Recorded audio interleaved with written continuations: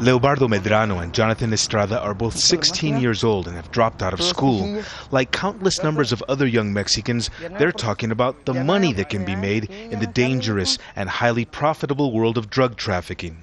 Do you remember that story about that guy, Pepe, who left his factory job and started trafficking marijuana? No one knows how many young people are joining the drug traffickers, but they're luring many. The illegal business is worth an estimated $80 billion a year. According to the U.S. State Department, that's directly drawn an estimated 150,000 Mexicans to the illegal drug trade and fueled the violence.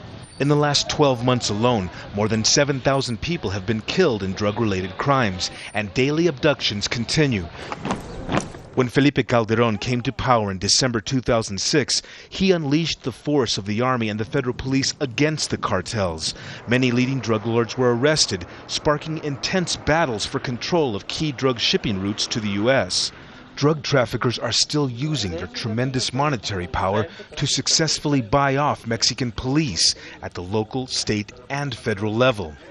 Police and politicians on the payroll, and a steady supply of weapons from the U.S., a recipe for what's behind Mexico's current wave of bloodshed. They are sending us illegal weapons, and we are sending them illegal drugs.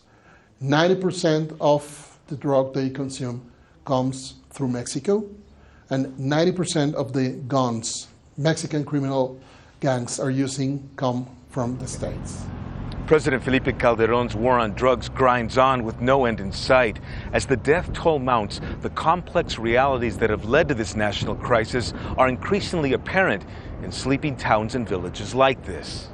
Towns like Leobardo and Jonathan's, where jobs are increasingly harder to come by and temptations for joining the lucrative drug trade can eclipse the scarce opportunities found here. For these boys, the answer is simple. The government must remove the economic incentive for trafficking drugs. It would be great if they legalized it. I think there wouldn't be any deaths, but who knows?